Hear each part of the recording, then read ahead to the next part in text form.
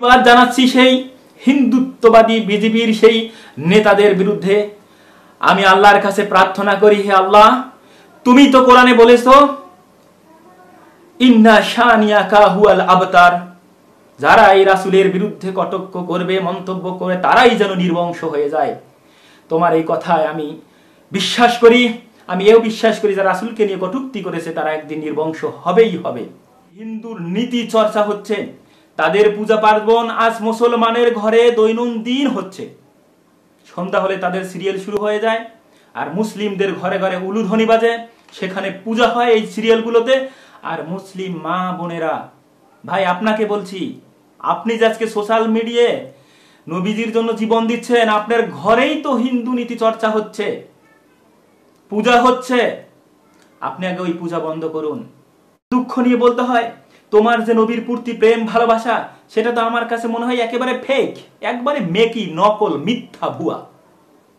কারণ তুমি কিসের মুসলিম? তুমি মুসলিম হয়ে মুসলিমের মসজিদ ভেঙে দাও, মসজিদে আগুন লাগাও, মসজিদ পুড়ে দাও, কোরআন হাদিসের কিতাব পুড়ে দাও, তুমি কিসের মুসলিম? মুখে যা আসে তাই বলা যায়, ফেসবুকে যা খুশি তাই লেখা যায়, কিন্তু অন্তরের খবর জানে আল্লাহ। আল্লাহ তোমার অন্তরের খবর জানে। আল্লাহকে এভাবে ধোঁকা দিও না। তুমি কিসের মুসলিম?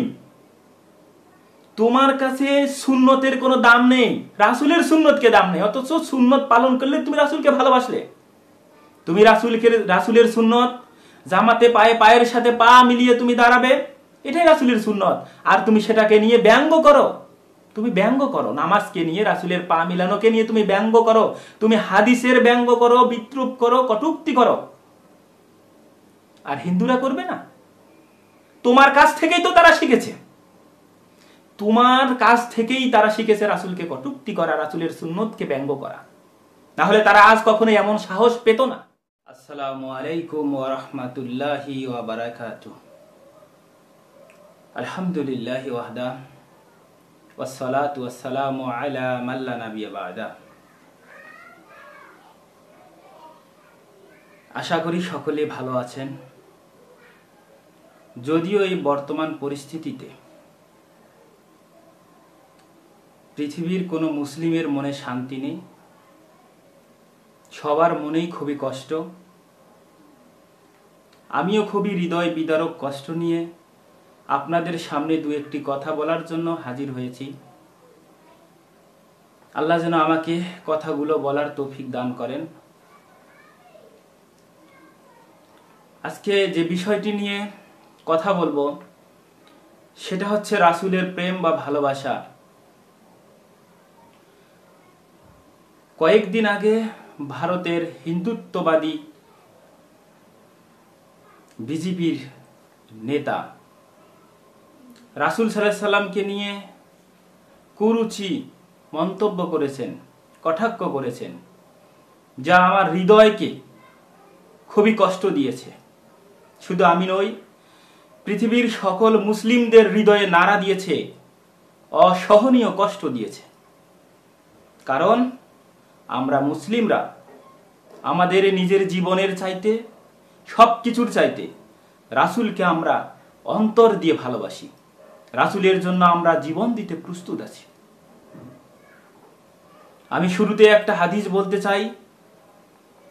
রাসূল সাল্লাল্লাহু আলাইহি সাল্লাম বলেছেন, এই হাদিসটি রয়েছে সহিহ বুখারীর 15 নম্বর হাদিস। রাসূল সাল্লাল্লাহু আলাইহি সাল্লাম বলেন, লা ইউমিনু আহাদুকুম হাত্তা আকুনা আহাব্বা ইলাইহি ওয়া ওয়ালাদিহি ওয়া ওয়ালাদিহি ওয়ান নাসি আজমাইন।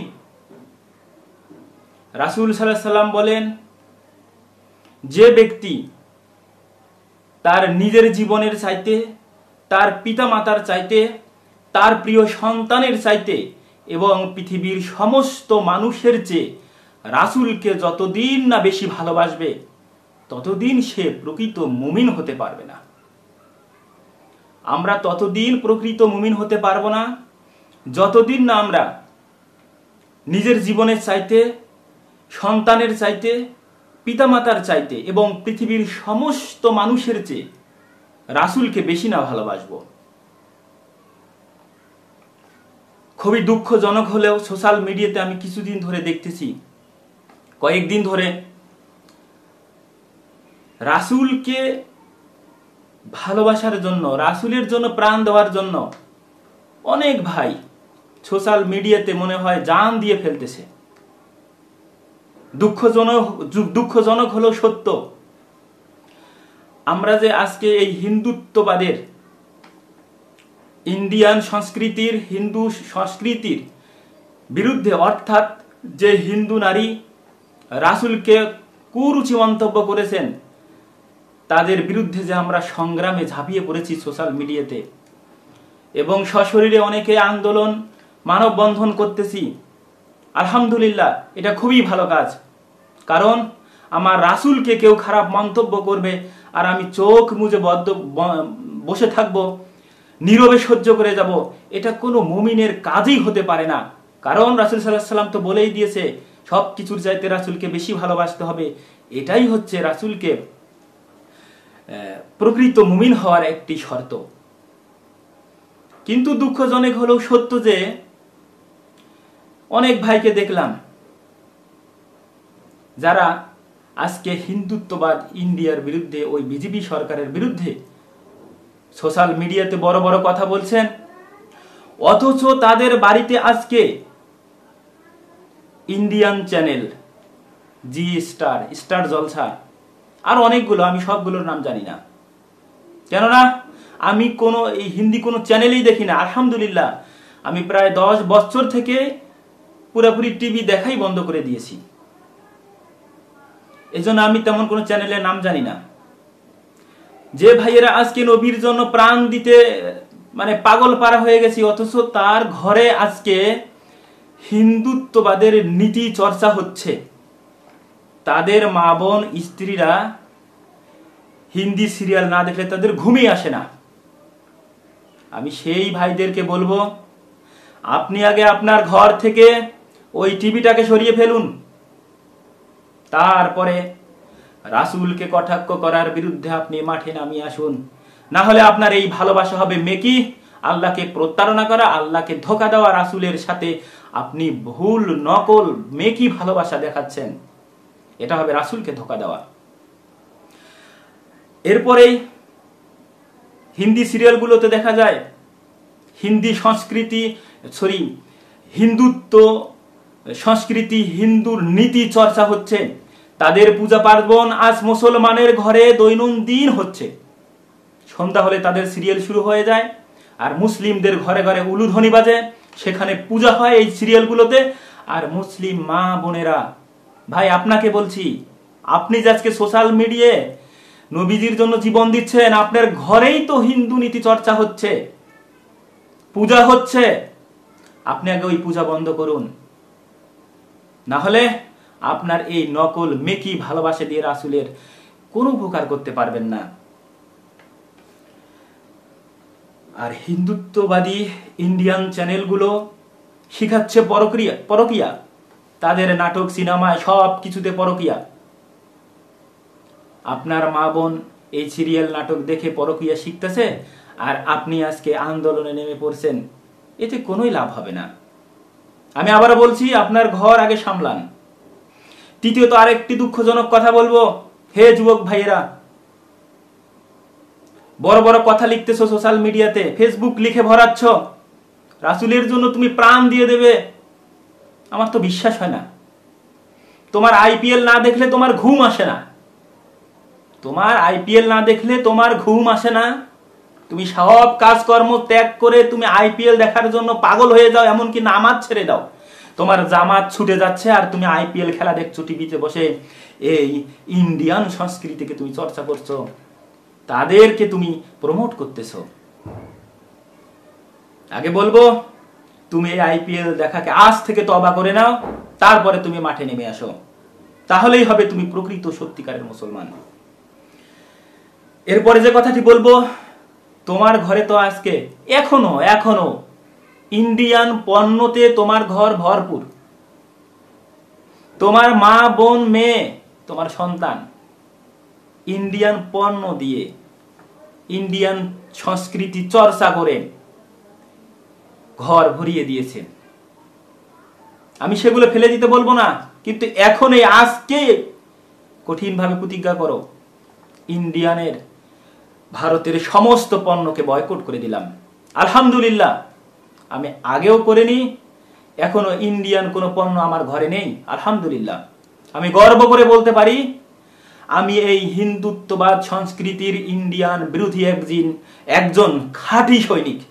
এটা আমি আল্লাহকে সাক্ষী রেখে বলতে পারি। এরপরে যে কথাটা বলবো, হিন্দুত্ববাদের সংস্কৃতি, নিয়ম নীতি, ধর্মীয় কালচার তোমার ঘরে ঘরে, তোমার 3.5 হাত বডিতে প্রতিনিয়ত চর্চা হচ্ছে।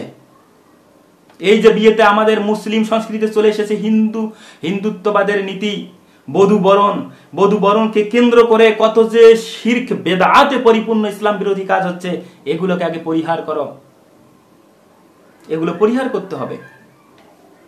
তারপরে আরো কিছু কুসংস্কার হিন্দু থেকে এসেছে, হিন্দুত্ববাদ থেকে, সেটা হচ্ছে পা ধরে সালাম করা। তুমি তো ঈদ আসলেই পা ধরে সালাম করে সালামি নাও, তোমার সন্তান তো তাই শিখতেছে। তুমি কি রাসূলের নীতি চর্চা করতেছ? এটা কি রাসূলের নীতি ছিল, পা ধরে সালাম করে সালামি নেওয়া? কখনোই নয়। এগুলো ছেড়ে দাও। এরপরে যেটা বলবো, সন্ধ্যা হলেই তোমার মা বোন ঘরে বাতি দেয়, এটাও হিন্দুদের কুসংস্কার সংস্কৃতি থেকে এসেছে। শনির দশা, রাহুর দশা তুমি বিশ্বাস করো, আর তুমি মাঠ গরম করতেছ।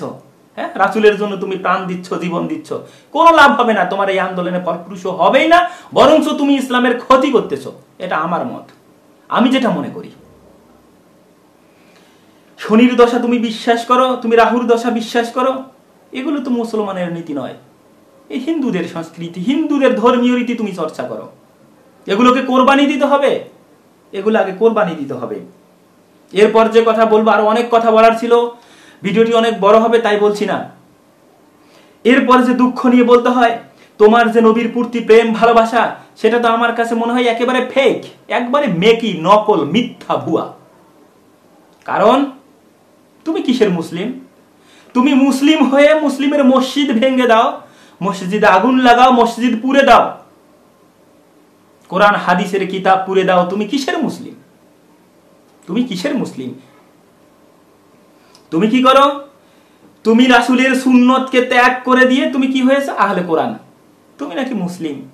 রাসূলের সুন্নত, রাসূলকে ছেড়ে দিয়ে, রাসূলের নীতিকে ত্যাগ করে কুরবানি দিয়ে তুমি আহলে কোরআন, আর তুমি আজকে কি করবে? রাসূলের জন্য প্রাণ দিবে, হিন্দুত্ববাদের বিরুদ্ধে তুমি আন্দোলন করবে, রাসূলকে কটাক্ষ করেছে তার বিরুদ্ধে তুমি যুদ্ধ করবে। তোমার এই যুদ্ধ মেকি, ভুয়া, তোমার এই আন্দোলন। মুখে যা আসে তাই বলা যায়, ফেসবুকে যা খুশি তাই লেখা যায়, কিন্তু অন্তরের খবর জানে আল্লাহ। আল্লাহ তোমার অন্তরের খবর জানে। আল্লাহকে এভাবে ধোঁকা দিও না। তুমি কিসের মুসলিম? তোমার কাছে সুন্নতের কোনো দাম নেই, রাসূলের সুন্নতকে দাম নেই, অথচ সুন্নত পালন করলে তুমি রাসূলকে ভালোবাসলে। তুমি রাসূলের সুন্নত, জামাতে পায়ের সাথে পা মিলিয়ে তুমি দাঁড়াবে, এটাই রাসূলের সুন্নত, আর তুমি সেটাকে নিয়ে ব্যঙ্গ করো। তুমি ব্যঙ্গ করো নামাজকে নিয়ে, রাসূলের পা মিলানোকে নিয়ে তুমি ব্যঙ্গ করো, তুমি হাদিসের ব্যঙ্গ করো, বিদ্রূপ করো, কটূক্তি করো। আর হিন্দুরা করবে না? তোমার কাছ থেকেই তো তারা শিখেছে, তোমার কাছ থেকেই তারা শিখেছে রাসূলকে কটূক্তি করা, রাসূলের সুন্নতকে ব্যঙ্গ করা। না হলে তারা আজ কখনো এমন সাহস পেত না। তোমার কাছে রাসূলের সুন্নতের চাইতে তোমার বুজুর্গানে দিন, তোমার শায়েখ মাশায়েখ, তোমার পীরের কথাই তোমার কাছে বড়। রাসূলের সুন্নতের তোমার কাছে কোনো 5 পয়সার দাম নেই। আর তুমি সেই ঈমান নিয়ে, সেই ভালোবাসা নিয়ে রাসূলের কটূক্তিকারীদের বিরুদ্ধে তুমি লড়াই করবে? কখনোই না। তুমি তো ধোঁকা দিচ্ছ, রাসূলের সাথে ধোঁকা দিচ্ছ।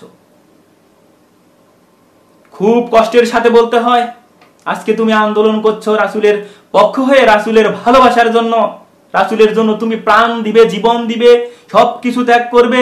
তোমার মুখে তো দাড়ি দেখি না। কি হলো তোমার? রাসূলের সুন্নত কি দাড়ি নয়? তোমার মুখে তো দাড়ি দেখি না। তোমার চেহারা দেখেই তো মুসলমানই মনে হচ্ছে না। মুসলমানের একটা বড় চিহ্ন বৈশিষ্ট্য হচ্ছে মুখে দাড়ি থাকবে, এটা দেখেই মুসলমানকে চেনা যাবে। তোমার মুখে দাড়ি নেই, এখনো দাড়ি রাখতেই পারো নাই, তুমি কেমন ভালোবাসো রাসূলকে? কেমন ভালোবাসো?